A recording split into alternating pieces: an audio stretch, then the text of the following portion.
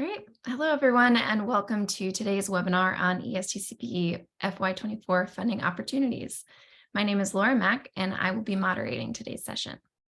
We'll get started in just a few moments, but while we wait for others to join, I'd like to cover a few logistical items. Today's broadcast will be listen only, but we will have a question and answer session at the end of the presentation. You can submit questions by using the Q&A box on the black control panel on your screen.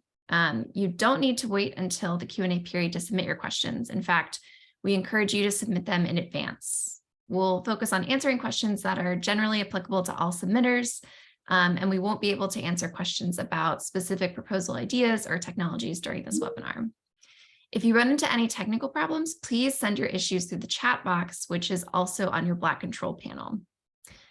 So to introduce today's speakers, they are Dr. Kim Spangler, the Executive Director of ESTCP, Dr. Andrea Leeson, the Deputy Director of ESTCP and the Environmental Restoration Program Manager, Dr. John LaScala, the Weapons and Systems and Platforms Program Manager, Mr. Kevin Hires, the Resource Conservation and Resilience Program Manager, Dr. Kurt Preston, the Climate Resilience Program Manager, and Dr. Dave Bradley, the Munitions Response Program Manager.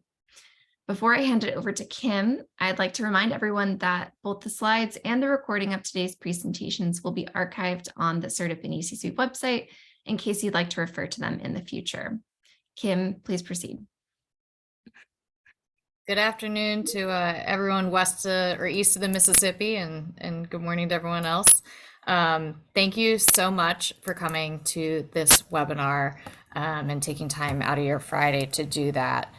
So the Department of Defense is faced with many mission, environment, and energy challenges, particularly climate change, environmental cleanup, and environmental stewardship. Dr. Leeson here in a little bit will talk more about the mission of ESTCP and how we within ESTCP and within the Department of Defense are passionate about addressing these issues. But I want to communicate to the folks here on the line that we really depend on your efforts and your innovation and your tech transfer for the Department of Defense to be able to make gains in these extremely challenging areas. So thank you all for your interest. Thank you all for joining. I'm really looking forward to reviewing some of the proposals that come in. And with that, I'll turn it over to Dr. Leeson.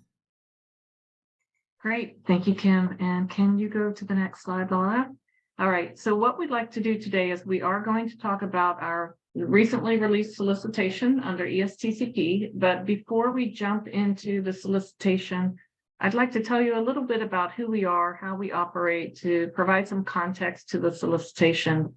So we operate companion programs. There's CERDIP, the Strategic Environmental Research and Development Program, and that one's more of our traditional R&D program in the science and technology, and the knowledge and the technologies that are developed under CERDIP, as they mature, they move into our demonstration validation program, which is ESTCP, or the Environmental Security Technology Certification Program.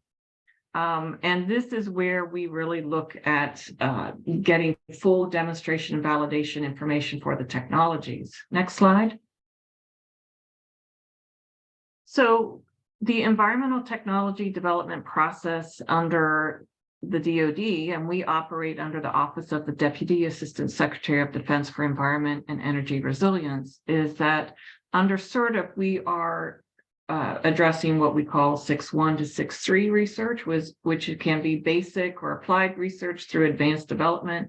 And then under ESTCP, we're in the 6.4 area where we're looking at the demonstration validation of those technologies and implementation. And those numbers 6.1 to 6.4 mean something to you if you're in the DoD, and perhaps not much to you if you're outside the DoD, but that is how we operate. Next slide. So I'd like to talk a little bit about our program area management structure, because this is how we release our topic areas and the solicitations, and these program managers for each of these areas are the folks you're going to go to when you have questions. Under CERTA, we address these 4 program areas of weapons systems and platforms, environmental restoration, resource conservation and resilience, and munitions response. And then under ESTCP, we address those 4 areas, but we also add in energy and water and climate resilience. I show them here because for both program areas, because we are integrally involved. The program manager, for example, environmental restoration, which is myself, I function as a program manager for that area in both CERTIP and ESTCP, so we're closely tied to them. Next slide. But in terms of the focus areas or the particular areas of interest that we fund, they are as shown here, including PFAS and AFFF, installation resilience, corrosion and repair technologies, installation restoration, munitions response, sustainable energetics, and emissions and waste reduction.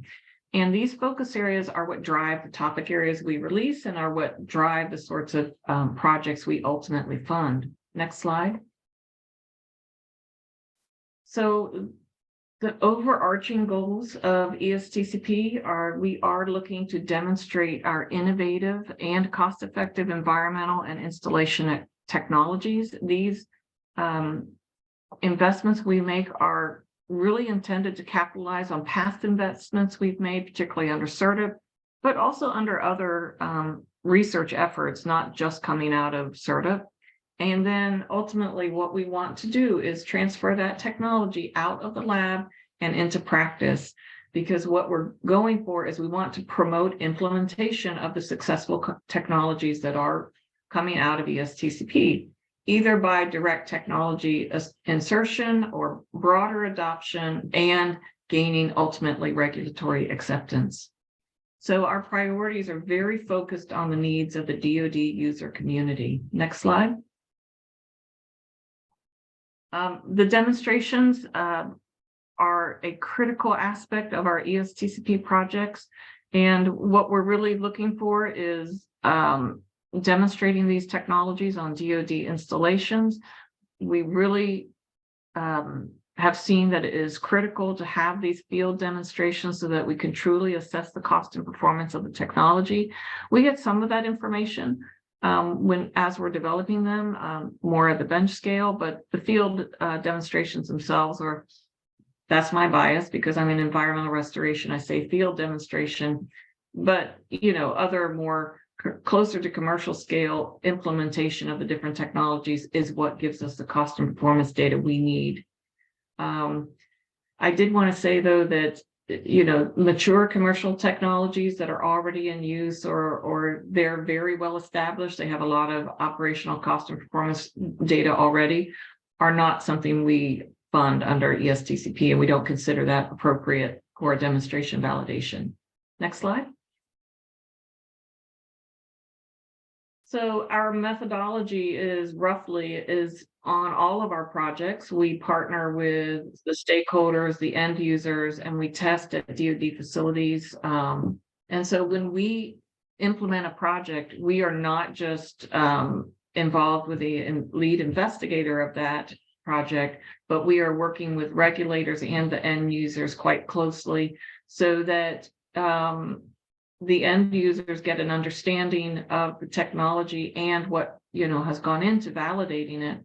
We are looking for that operational cost and performance data and the demonstrations.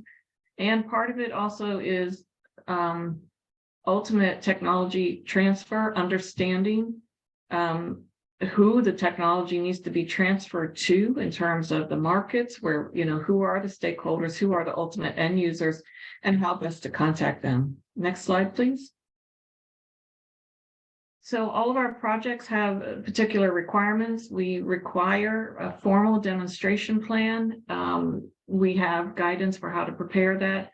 They're very detailed in terms of what are the performance objectives and what are the metrics for determining whether you've had success meeting those performance metrics. We execute the technology demonstration, being very careful to collect cost and performance data along the way. We have a final written report that covers both the performance and the cost. And then we are also looking for information that will help us with the transition of the technology, and that can take many different forms. Next slide. So roughly the solicitation process, and we are at the start now, is we release 3 different calls for proposals. There is the broad agency announcement call, which goes out to anyone in the private sector, whether it's university, industry, etc. We have a DoD call, and then we have another call for federal organizations outside of the DoD. You will be able to find all this information on our website. We request a pre-proposal first. This is a fairly simple 5-page paper. It is meant and intended to be relatively brief so that we get an idea of what you're proposing before you go to the expense of generating a full proposal. After the pre-proposal, we will request a full proposal for some subset of those pre-proposals that were selected. Full proposals give an in-person briefing to the technical committee. If you are selected for a full proposal, you will be required to brief to the technical committee in person, and then we make our selections. Next slide, please. Here's the solicitation dates. As you saw, the solicitation went out earlier in January. Pre-proposals are due in March.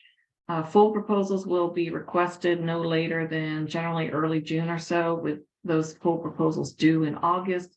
And then the briefings generally occur throughout the month of September. And then final selections are generally announced October to November timeframe, with the initiations of those projects starting in spring. We don't guarantee they're funded by spring because that's part of the government contractual process, but the process is started up by then. Next slide. So for both the BAA, this is the broad agency announcement, as well as the call for proposals for federal organizations that are outside the DoD, we have specific topic areas that are released, and we're going to go over them at the end of this presentation. You get the pre-proposal, full proposal requested. For both of these type of entities, if we request a full proposal, we will identify a DoD liaison for your project. The only exception to that is that if the lead investigator for a proposal has already identified a DoD entity to work with, we don't assign a liaison, but otherwise we do assign a liaison so that we can assist you, not we, but the liaison will assist you with both site selection, as well as ultimately technology transition. And what they're really there for is to help, not necessarily to select the site before the full proposal, but to at least get you started in the process to come up with a short list. And then, of course, we have our selection in the full proposal stage. Next slide, please. The DoD call for proposals roughly follows the same pattern with the pre-proposal required full proposal. An exception is that the topics we release, you'll see, are different. And if you are from the DoD and you are leading a proposal, you will see that those DoD topics are different from the BAA, and they tend to be a lot more broad. I will say one of our topic areas, installation, energy, and water, they have similar topics for both different entities. So you'll want to pay attention to Tim Tatro as he goes through that during his presentation at the end. Next slide. I'd like to briefly touch on the selection criteria for these proposals. Most importantly is the relevance. We look first is simply a pass-fail. Does the pre-proposal meet the topic areas that were released? Is it relevant to what we asked for? So it's very important to make sure you are addressing the topic areas that were released. So please look at those carefully so that you can understand them.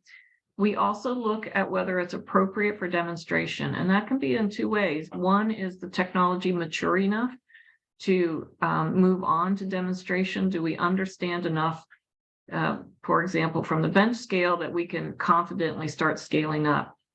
Conversely, if a technology is too mature, if it's commercialized and really is, this demonstration is not needed, it would also not pass this gate. So those are the 2 pass-fail gates that we look at right away.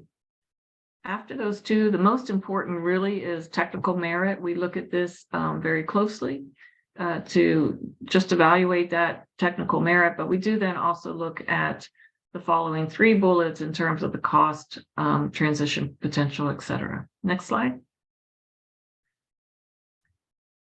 So the hallmarks of a competitive proposal, what we're looking for is a pre-proposal that clearly addresses the topic area and really answers the issues that we have laid out in the topic areas. We're looking for ones that have well-defined demonstration questions, and this really helps to clearly lay out your performance objectives and provide a task-driven structure for your approach so that we can follow that these demonstration questions. We're looking for proposals that provide a significant benefit, and particularly proposals that are not applicable, for example, to just one site, but that technology will have broad applicability throughout the DoD, and that will result in improved performance. And then, of course, as I've mentioned already, we look at the technical soundness of the proposal. That is really one of the most important criterion, is the technical quality, looking for a detailed technical description, very well-defined performance objectives, and a detailed technical approach. Next slide, please. So at this point, what we're going to do, we're going to move into the different ESTCP topics. Each program manager is going to chat about the topics that were released under their area. In the topic areas themselves, if you have questions, you can reach out to those program managers directly. Today, we will also have a Q&A at the end of this session, so we can also address questions there. But if questions are too detailed, too niche, we may ask you to contact us offline. Also, the program managers will tell you this themselves, but I'll also emphasize this, is that we are happy to answer any questions about the process of submitting to our solicitation. What we cannot do, though, is we cannot vet your idea before the solicitation.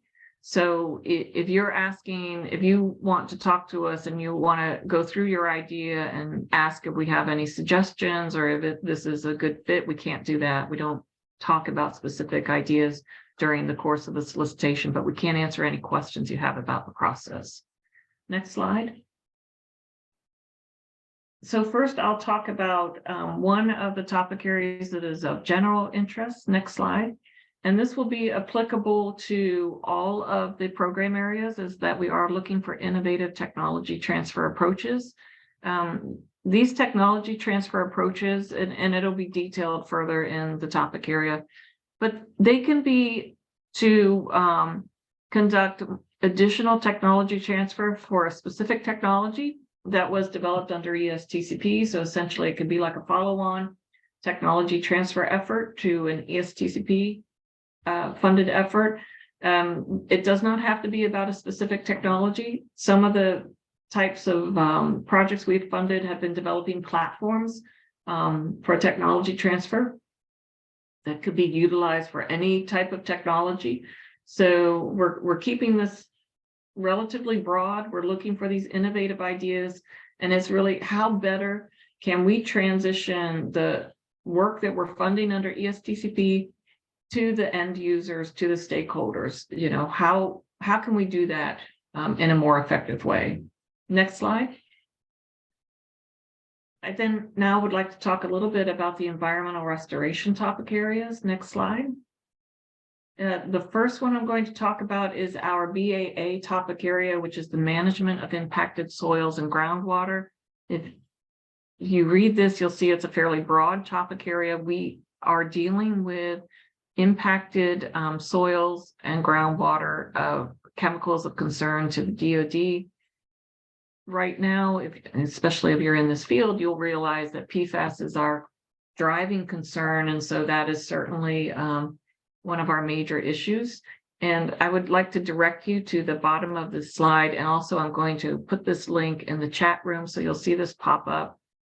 In early 2022, we had a strategic workshop on PFAS in the environment, and it's a workshop where we bring together a number of experts in the field to brainstorm and come up and list the different data needs for CERTIP and ESTCP to address over the next 3 to 5 years. So in addition to research needs, a number of demonstration needs were laid out in that workshop report. I encourage you to look at this workshop report and get a better understanding of some of those demonstration needs. Also listed in there are some technology transition needs as well. And take a look at that before submitting. Next slide. Next slide. So next, then we'll talk about the topics that were released under the Department of Defense. I still am listing at the bottom the summary report. If you are submitting from the DoD, you know PFAS is of high concern to us. So I do also encourage you to look at this report for those needs. This is a fairly broad topic area. And we are looking at 3 broad categories of technologies that apply to monitoring, particularly long-term monitoring of chemical contamination or biogeochemical indicators in soil, sediments, or water. Technologies that will impact and result in a reduction in the cost to complete of our cleanup of sites. We're looking for technologies to reduce source loading of munitions constituents. Also stormwater or wastewater treatment, and then risk assessment. What's not listed here as well is that a DoD entity can also apply against the BAA topic if you'd like to add in a technology transition project. Next slide. So at this time, I'm going to turn it over to Kurt Preston, our Climate Resilience Program Manager, to talk about his area. Kurt? Why, thank you, Andrea. We will get started. Next slide, please. We will get started with the greenhouse gas assessment methodologies. The intent of this call for proposals is to result in projects that provide life cycle assessment methodologies, standards, and metrics that accurately assess greenhouse gas emissions, embodied carbon content, material costs, and also describe pathways that enable military construction processes to improve greenhouse gas management. To meet the need for reduced greenhouse gas emissions, future designs need to incorporate emissions embodied in the construction process. Projects should propose analysis of techniques that enable accurate comparisons and describe a pathway towards the incorporation of embodied emissions and improve greenhouse gas management into the design process. Proposers should provide information that describes their approach to evaluate the assessment methodologies and metrics that accurately assess the emissions, as I said, the embodied carbon, material costs, and describe the pathways. I would invite folks to, for sure, take a close reading of this call for proposals for more information. Next slide, please. The next call for proposals invites projects to test and evaluate storm climatology approaches for the use by installation planners and engineers assessing coastal risk to existing facilities or making future investments decisions. Proposals should differentiate between tropical, extratropical, and combined storm climates and should address a range of storm climate characteristics relevant to coastal project management. Compound issues related to the changes in relative mean sea level have been extensively investigated, but what we're looking for are tests and evaluations of approaches to look at the knowledge gap that exists related to coastal storms and their potential evolution over time as the climate changes. Methods, tools that examine changes in individual storm characteristics such as intensity, duration, frequency, and clustering are a focus of interest for this call for proposals. Next slide, please. Great. The retrospective assessment of close coastal insulation protection infrastructure. We're inviting projects to assess long-term effectiveness of implemented coastal engineering projects. We're really looking to distill the engineering design lessons from coastal projects that have been implemented in the last 50 years.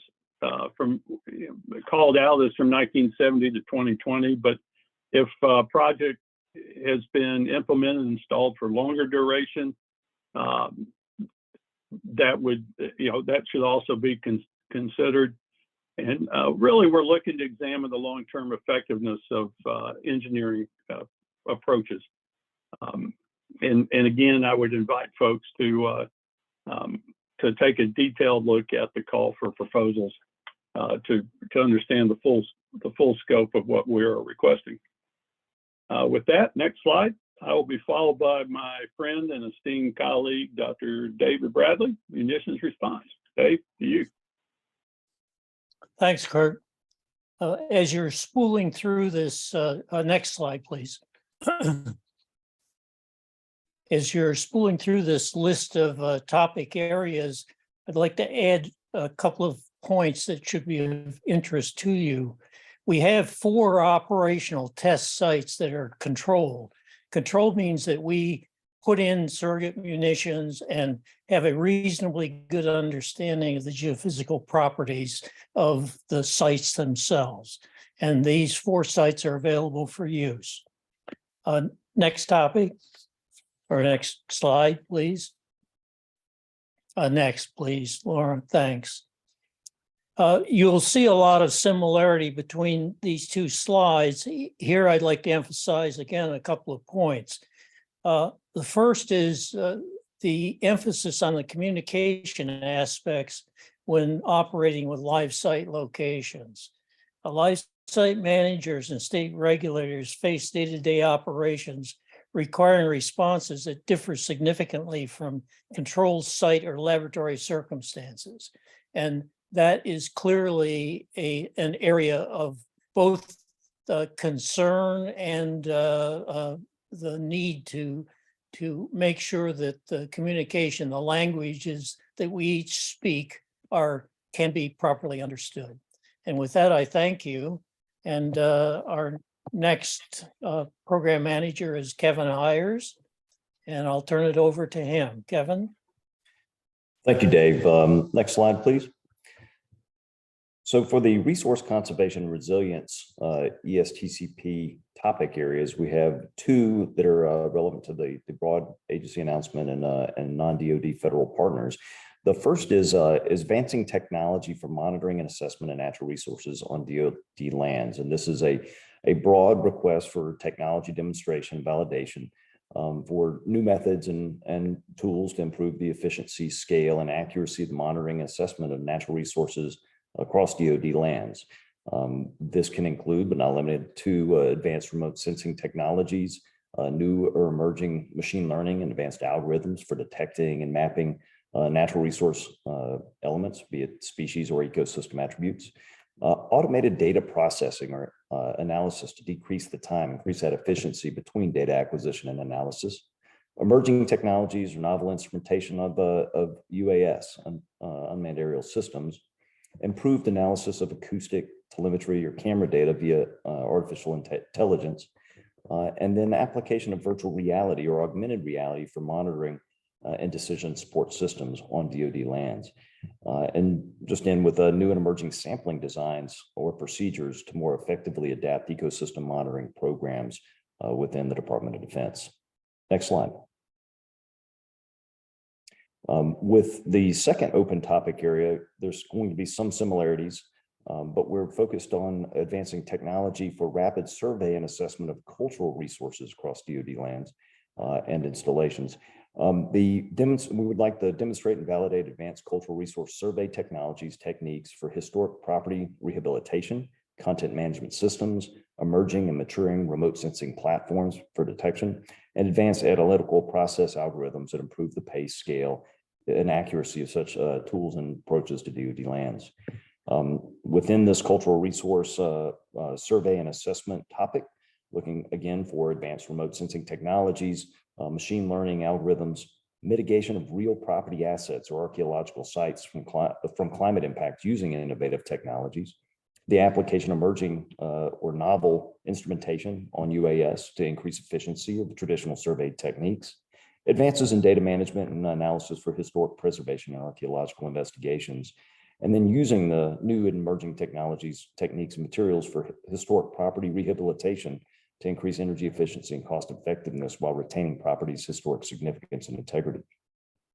And lastly, implementation of new and emerging methods and processes to mitigate or adapt historic properties to mitigate the effects of climate change.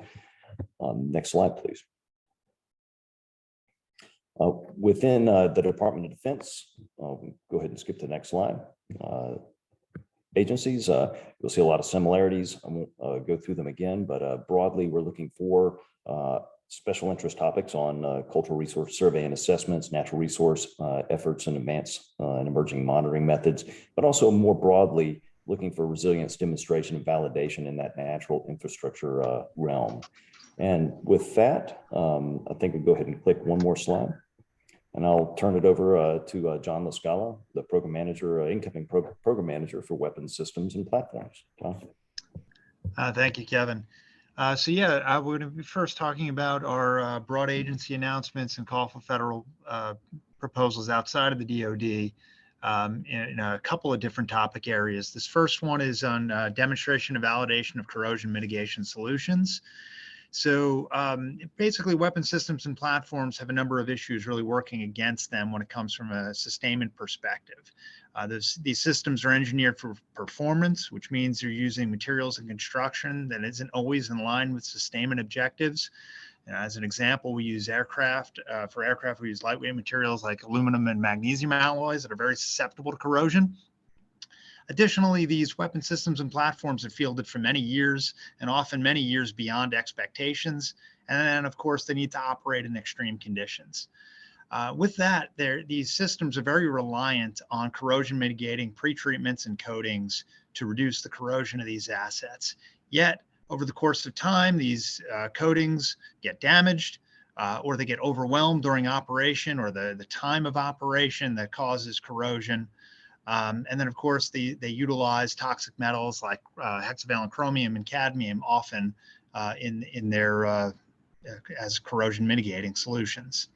So we're looking for, instead of these pretreatments and coatings, we're really looking for engineering solutions that reduce the reliance on those pretreatments and coatings. There are a number of things that have been already done in this vein. Aluminum anodizing is a great example of increasing that oxide thickness and reducing corrosion in normal environments, and as well as the use of sealants for preventing galvanic couples. But there are various areas where we don't quite do this right. There are various areas where we don't do this at all, and we're really looking for some solutions in those particular areas. Additionally, why we're putting this out to kind of beyond the DoD is we're looking for various companies, because we know these companies have various machinery that operate for long periods of time in extreme environments. Examples would be like the mining industry, petroleum extraction, farm equipment even, and of course commercial aircraft, which definitely has a lot of relevancy. At the same time, there are a lot of differences from the DoD environments, but we feel like there are various things that we can learn from what you have done to improve our technologies if we can transition them over. Some areas that we think are of particular importance are areas such as corrosion resistant sealants, improved methodologies to join dissimilar materials, improved methodologies to reduce the exposure of corrosion susceptible alloys to corrosive environments, and then generally materials with increased corrosion resistance. And of course, then coupled with corrosion mitigating pretreatments and coatings, we would hope that this would have improved corrosion resistance overall for the assets. Yeah. Lastly, we're looking for these proposals should all estimate the potential environmental benefit as well as a positive life cycle cost.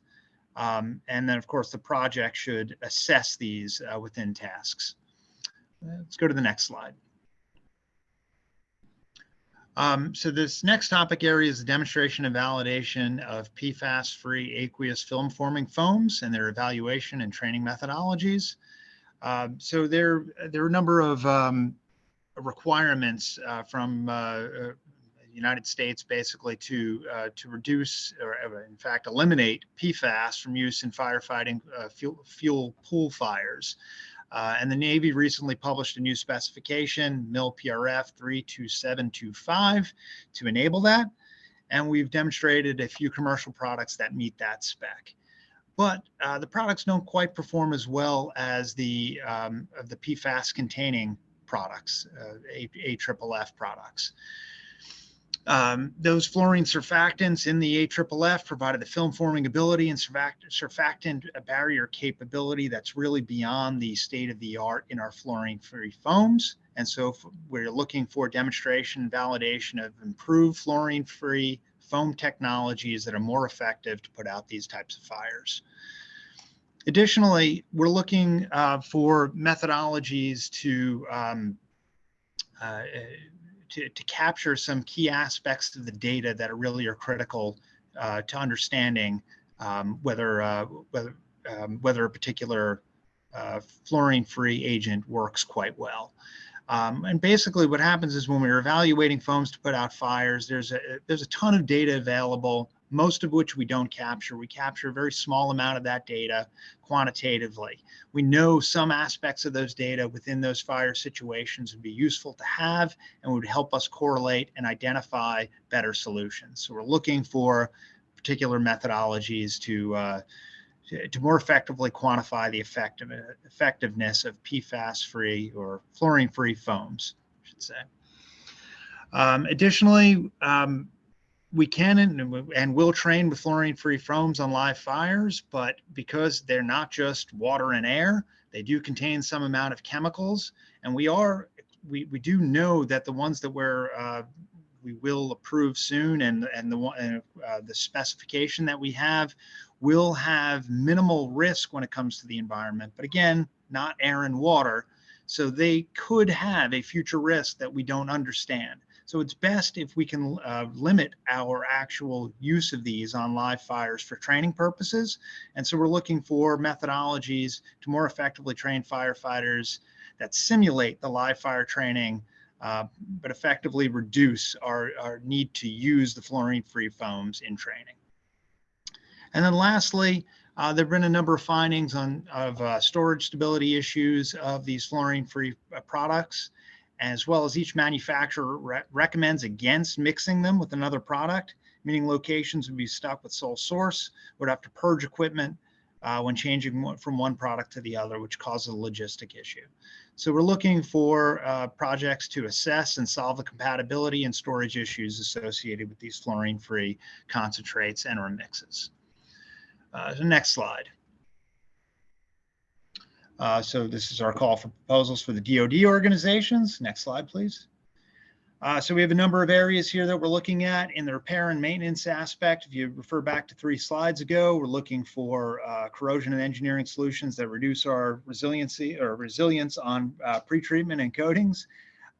Yet we would still be very much interested in funding validation or demonstration of validation of improved pretreatments and coatings for corrosion mitigation, as well as coatings that have less HAPs, VOCs, or toxic components like isocyanates.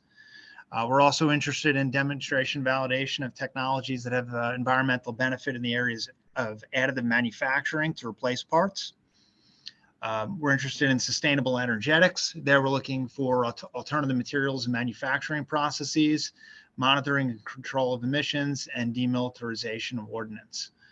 We're also looking for refrigeration technology. Basically, a lot of the refrigerants that we use are either have either a significant global warming potential or they're flammable. So we're looking for refrigerants that are not flammable with low global warming potential, or even novel refrigeration technology that's ready for demonstration and validation on vehicles. I mentioned the firefighting aspects a couple slides ago. We're looking for alternative formulations and methodologies. We're looking for methodologies to improve the logistics by basically understanding the compatibility and the stability of these over time, as well as methods to improve training capabilities without having to rely on live training constantly. And then, of course, lastly, we're looking for really anything that also that pertains to other areas in weapon systems and platforms. If it's demonstration and validation ready, it's something we'd be interested in seeing. So with that, next I'd like to turn it over to Tim Tatro, the PM for Installation, Energy, and Water. All right, thank you, John. Hello, everybody. I'm the program manager for Installation, Energy, and Water. My topics differ a little bit from the others, at least the way I present them. As you heard from Andrea earlier, all of my topics are issued to all of the audiences, so DoD, other federal agencies, and private sector, with the exception of one, and I'll talk about that one as we go. So next slide. So just for more context, generally speaking, we have in this program area, we have interest in improving the energy resilience of our installations, as well as the energy and water efficiency in our installations. So our topics, we have 6 topics that I'm going to be reviewing here. That's in addition to the one tech transfer topic that applies to all the program areas. So the topics, you'll see probably some similarities from years past, some that we kind of have modified slightly over time. So they should be pretty familiar, and a couple that are I'd say relatively new. All right, so this first one, we've had in the past some topics on cybersecurity of control systems. In particular, in this case, we are interested in demonstrations of solutions that would help us better and more efficiently and more accurately perform inventory assessments to understand which control systems are out there and kind of the nature of those control systems. So the first step for us to improve the cybersecurity across the board of control systems is to make sure we understand what's out in the field, how are they connected, and what is connected. So you can read the details here. There's a lot more detail on the topic itself on our website, and gives you some more background in there. So that this topic is related to overall energy resilience on our installations. Next slide. This is the one topic that is not open to all audiences. We're focusing only for, this is a broad agency announcement only, and really specifically focusing on energy services companies and utilities that work with ESCOs to develop energy projects on military installations. So this is a topic that we've issued in the past. It's really, you might consider it a tech transition topic, but very specific in that we are looking to partner with ESCOs, who are a key stakeholder in developing energy projects and water projects on our installations. So we want to work with this community to both identify technologies and demonstrate them in the field so that the lessons learned from that demonstration can be carried forward into projects that are funded through the performance contract mechanisms or utility energy services contracts.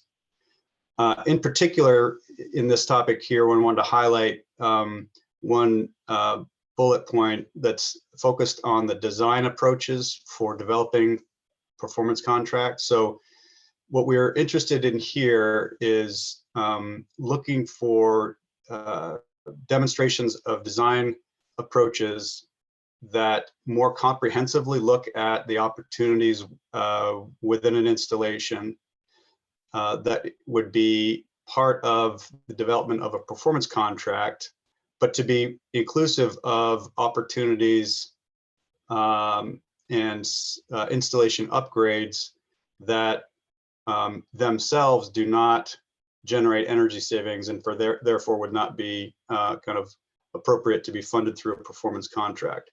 So what we're hoping to see here is analyses that both identify energy and water savings projects or solutions, as well as maybe infrastructure investment projects that would enable these broader energy savings. So there's some more detail in the written up topic here, but that's one of the bullet points I wanted to highlight on this particular topic. Next slide. This topic's been issued a couple times now in the recent years. Again, broadly written. We're interested in all solutions that would help improve the energy resilience on our installations. In particular, we had a specific focus area and a sub bullet in that you're looking for ways that we can more effectively evaluate investment options or project options for their impact on improving overall resilience. So right now, we might get proposals for different investments, upgrades to infrastructure. What we would like to be able to do more efficiently and effectively is to compare them. What's the return on investment? And when I say return, it's usually not a financial return. It's a return in the form of improved resilience, which is a difficult thing to measure. So we're looking for ways to more effectively evaluate options in investment options to ultimately get improved resilience for each dollar invested. Next slide. So this topic is requesting studies to start with, and then would ultimately potentially lead to demonstrations. But what we want to understand here is the issues around, unique issues around transitioning our heavy duty vehicles to zero emission alternatives. We now have, as you're well aware, there are electric vehicles on the market that we can easily replace our non-tactical vehicles and that portion of that fleet that's sedans and medium duty vehicles, light duty trucks and so on. But as we get into the more heavy duty vehicles, currently there are not many alternatives that are commercially available. And on top of that, a lot of our heavy duty vehicles have unique applications and use cases, duty cycles, and it's difficult to plan for the transition of those vehicles when we don't fully understand how those, what the power demand requirements are, which really depend on kind of their use case. So we want to study this problem, this issue of how our heavy duty vehicle fleet is being used, what the commercial alternatives are now and projected in the future that will help ultimately us plan for transitioning these vehicles over time as solutions become available. So I have on the bottom here a timeline that I would say maybe is worst case. We're hoping to get these studies done before 2025. We want to accelerate that so that they could inform a topic for demonstration sooner. So we would hope to have these projects initiated before these dates, but that would be, I'd say, kind of hopefully the worst case to get these studies started. Next slide. So this is another new topic area for us, problem area. We're looking at transitioning the grounds maintenance equipment to zero emission alternatives. Right now we have, similarly to our inventory or fleet of heavy duty vehicles, we have a wide array of grounds maintenance equipment that are partially owned. Some of it's owned by our installations. Much of it is owned and operated and provided through service contracts. Ultimately, we're going to want to transition all of this equipment to zero emission alternatives. But there are a wide range of both equipment and in size of equipment, like tractors and so on, that are in this fleet of equipment / vehicles. And so what we want to do is develop a test bed and start to insert technologies into this test bed. So we're seeking proposals to develop and manage a test bed in coordination with an installation, so that over time, as equipment becomes available, we can evaluate that with the partnership of folks conducting this work on installations. This topic, we are under an accelerated timeline, similarly to the one I mentioned before. But in this case, we actually are going to be doing our evaluations earlier so that we can get this test bed up and running, so that by next year we can start inserting test equipment into that test bed, hopefully in a year from now. So that is our plan. Next slide.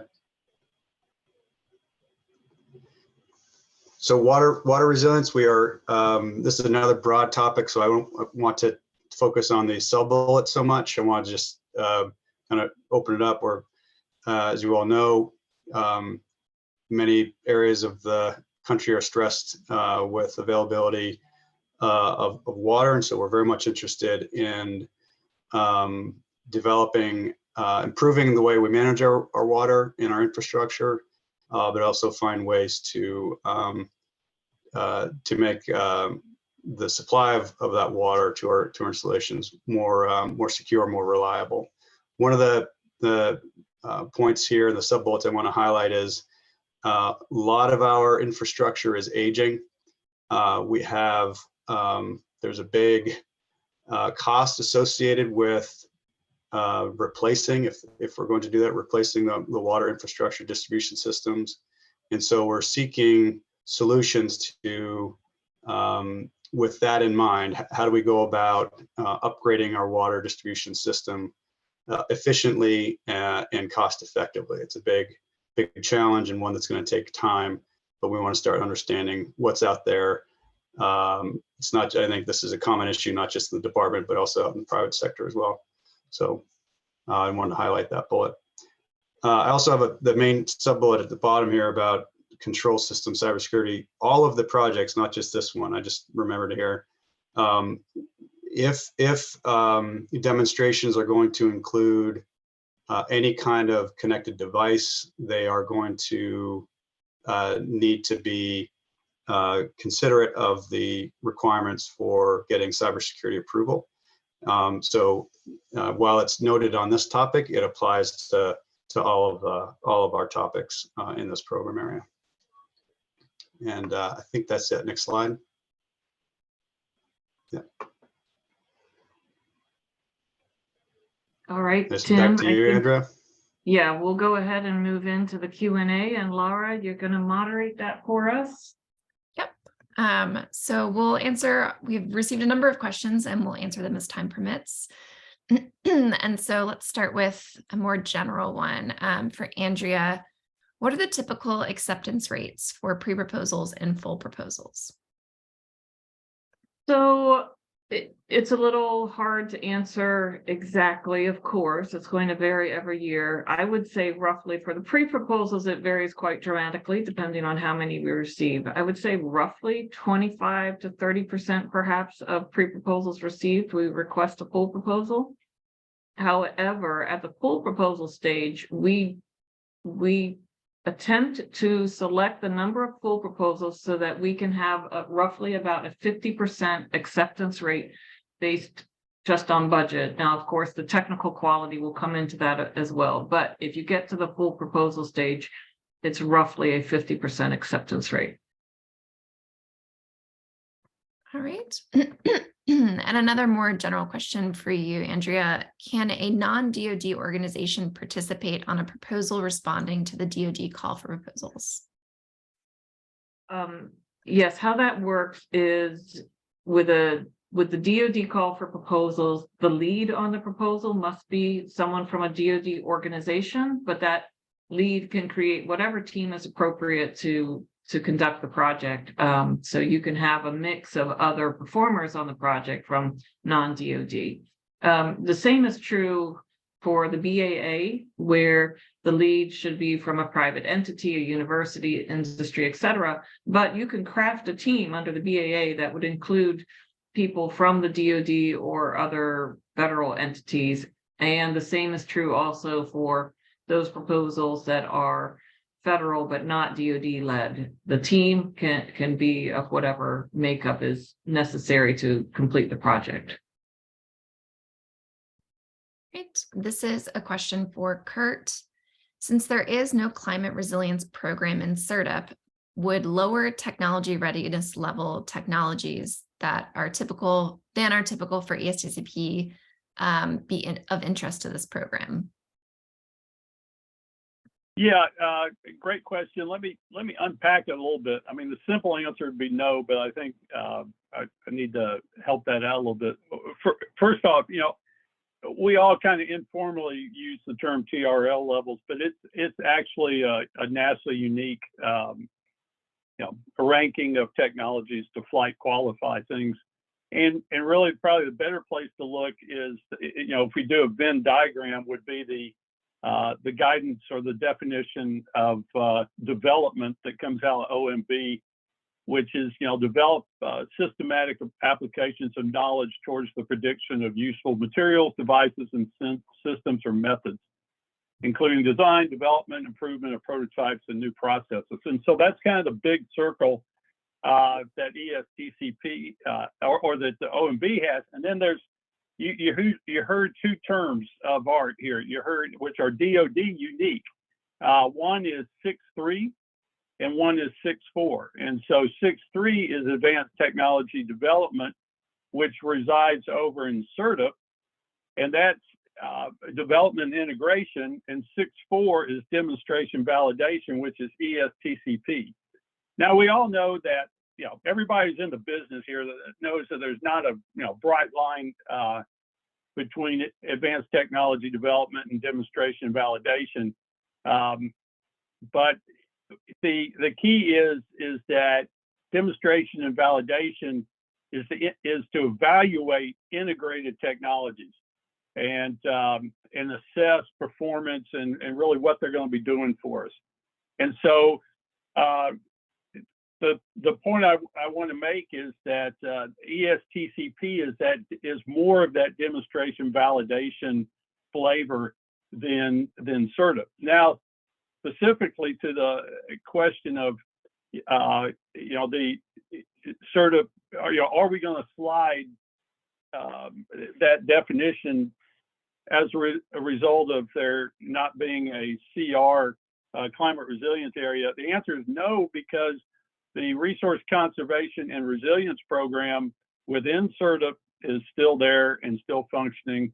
At some point in the future, we might stand up a CERDP component within climate resilience, but currently, and if you look at our CERDP calls for proposals, there are proposals related to climate resilience. Forgive me for taking a little bit of time on that answer, but we get a lot of proposals where they're really hardcore CERDP proposals and not ESTCP proposals. So it's important that we make a differentiation. Over. Yep. This is a question for Tim. There are a lot of great energy and water technologies developed by companies that are not ESCOs. Why limit to ESCOs? How can other than ESCO technologies participate? Great, good question. So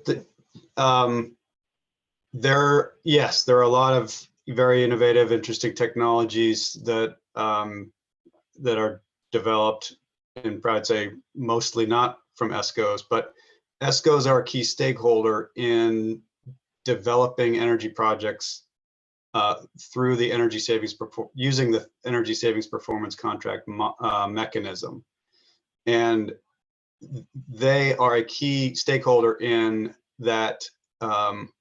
They are the ones who are going to be taking on some of that risk and sharing that with the department. And it's important that they are as confident in the technology as we are DoD.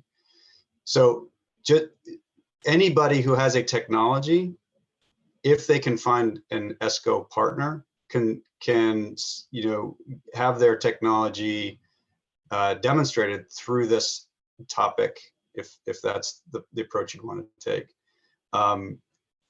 But ESCOs are the ones who need, ESCOs or utilities are the ones who need to be leading the project and implementing the project, because they are the ones who ultimately will be hopefully implementing those through a performance contract.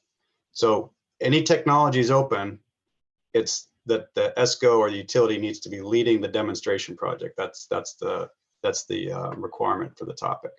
So I think there's another question related to this. It says, are only ESCOs allowed to participate in the quote water resilience on DoD installations? No, the water resilience topics, all except for that one topic, which is specifically targeting ESCOs, anybody's eligible to submit a proposal. So that would be inclusive of the water resilience on DoD installations. Anybody is eligible to submit a proposal. And then there's one more question related to this ESCO topic, and I think I may have answered it indirectly. For the ESCO topic area, why aren't utilities that could lead a UESC eligible? They are. I'm sorry if I did not make that clear. So ESCOs and utilities either can lead a topic, can lead a demonstration project that's submitted under that topic. Hopefully that answers the questions. Over. All right, a more general question for Andrea. What are typical funding levels and project durations for ESTCP demonstration projects? And we always hesitate to answer this one because what we want you to do is propose the funding you need to accomplish the project objectives and to fully validate the technology. However, having said that, I can roughly say, I would say projects are generally 3 years-ish in ESTCP and, run from perhaps 250 to 400 per year, but there are certainly projects that are higher than that. There are projects lower than that. It really depends on what you're demonstrating. Okay, and another general question, are there any expectations for cost sharing or in-kind funding? We don't have those expectations, although I might ask Tim to follow up after me in case there's something different under installation, energy, and water.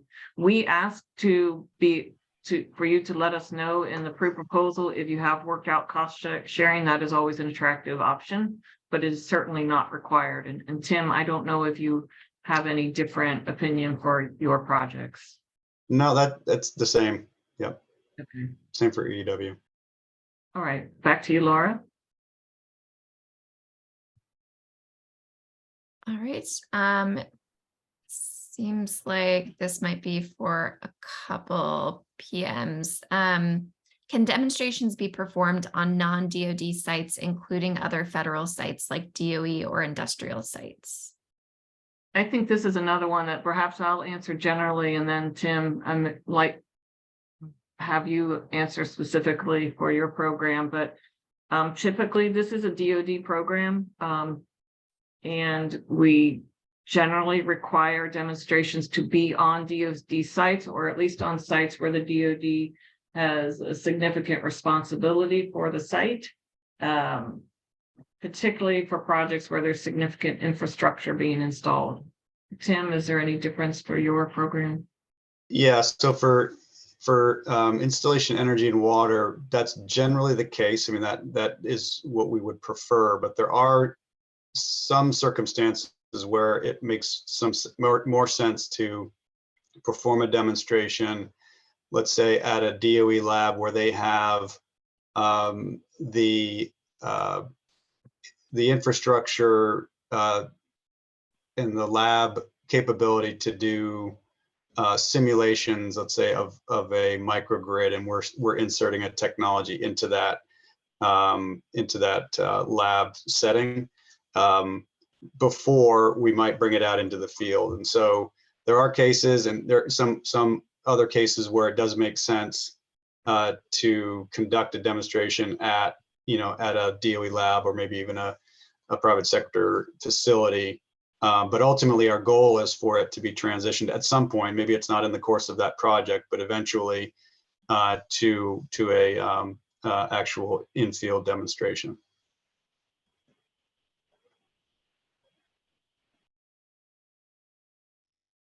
All right. This is a question for Kurt. For the climate resilience topic on retrospective assessment of coastal installation protection infrastructure, will DoD provide historic engineering designs or as-built surveys for the researcher to compare against, or should the researcher compile these original design documents themselves? Great question. So our expectation is that the teams come to propose their projects, be fully capable to execute their projects. I will, and so that would include relevant documentation. I will note, since this is an analysis request, really, and you're not, changing infrastructure, the call for proposals is written for coastal military infrastructure or analogous civilian locations. So, if you have access to a civilian project, you can make the case, make the argument that there's some analogous military interest. Over. Question for Andrea. Can PMs offer feedback to submitters that are not invited to submit a full proposal? Generally, we do not provide any formal feedback on pre-proposals. We simply don't have the staffing to do that based on the number of pre-proposals that come in. If you want informal feedback, you can reach out to PMs, but we have no expectation of being able to reply to you promptly or formally. Over. Okay, and then we've got a few more general questions for you, Andrea. If you submit a proposal that is relevant to more than one topic, do you need to submit separate proposals? It's the best answer is it depends. You need to be targeted on a topic area, a particular topic. You need to really address the objectives of a topic. If what you are proposing, it actually can apply to another topic, that's fine, but please address a single topic. And if what you're proposing could apply to more than one, but you would need to tweak it to make it relevant, I would then suggest you probably need two separate pre-proposals in that case to make sure you want to pass that relevancy check. So if by trying to expand over two topics makes you less relevant to one, that's not a good idea. So I would suggest you may, in that case, need to go for two. Back to you, Laura. Question for Tim. Can a private entity hire an ESCO? Good question. I'll maybe restate that. Can a private entity partner with an ESCO? Maybe more appropriate for the purposes of demonstration project. And yes, that would be encouraged. And I believe in the write-up for the topic, there are some resources related to the Federal Energy Management Program, that's DOE program that focuses on energy savings performance contracts, and they have a network of ESCOs that they work with. And you can find at their website a list of ESCOs that develop energy projects for federal government. So that might be a place if you're looking for ESCO contacts to start. This question is for Andrea. Do novel models for fate and transport fit into the ESTCP, or should they should be well-established models?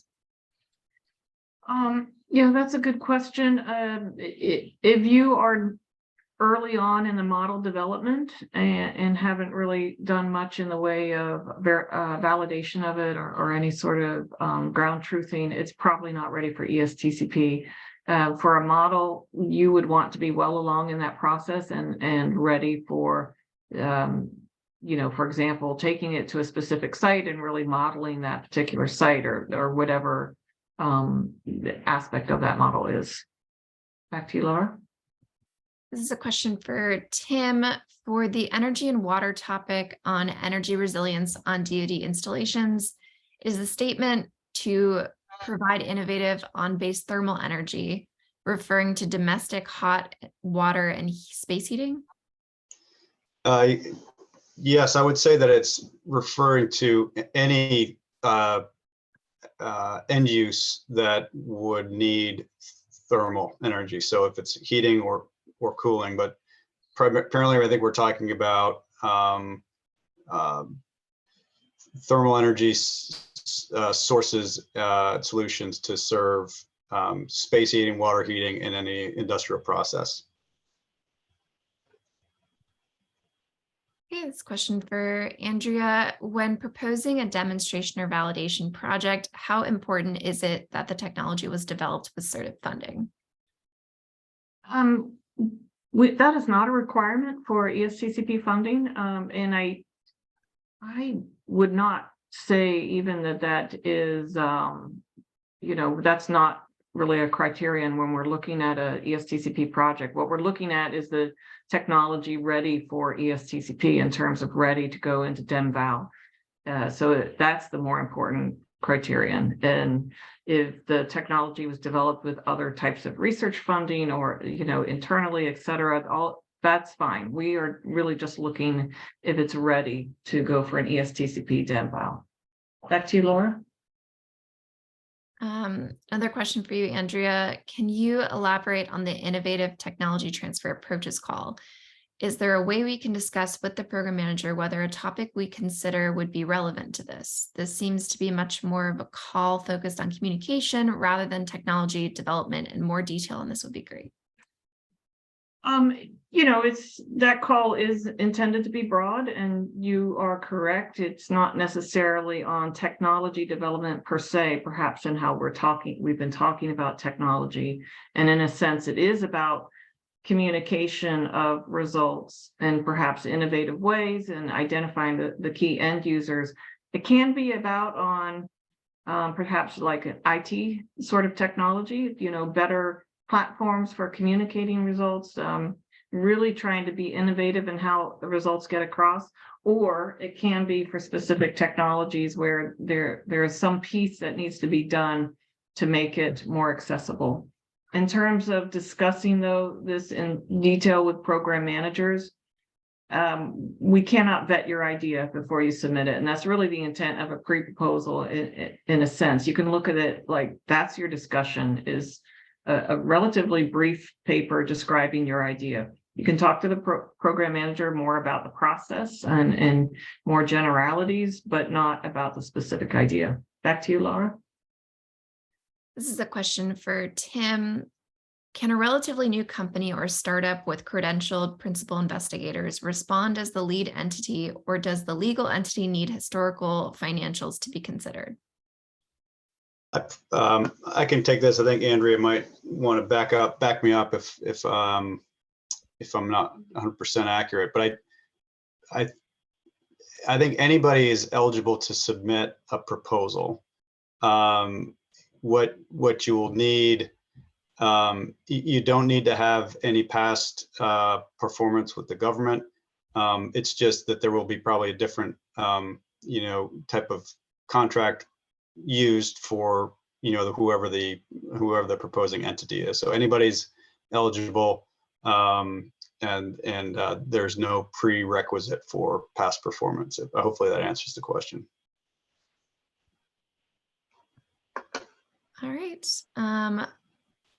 Another question for Andrea. Will all projects start in 2024, or can we apply for starting projects in 2023 as well? This is FY24 funding, so projects are intended to start in fiscal year 2024 with FY24 funding. Having said that, occasionally there may be 23 money available where we can accelerate the initiation of a project, but that's not guaranteed, and I would not count on that. Back to you, Laura. All right, and this might be our last question. For Andrea, if we propose a novel application of demonstrated existing technology at the discretion of the DoD, may DoD decide to accelerate the demonstration stage and make a larger award? That's going to be very specific to your demonstration. Certainly under ESTCP, we have flexibility for how we conduct our demonstrations. If there was, the demonstration was successful and we felt we really needed performance data from a larger demonstration, we have the ability to do that, but it would be very specific. I would say it's not commonly done though. So again, site specific. And I think you're right, Laura. I think that is the end of our questions. So I'll say my thanks to everyone for joining us here today at the webinar. I will turn it back to you, Laura, for the final logistics. Yeah, just wanted to say one more reminder that you can find a copy of these slides right now on the Certifin ECC website. I put the link in the chat. The recording will also be shortly available on that page as well. And that if you do have any questions that were specific to a topic or technology that you didn't submit, you can contact the program manager for that specific program area. Thank you all for attending the webinar today, and this concludes today's webcast. All right, thank you.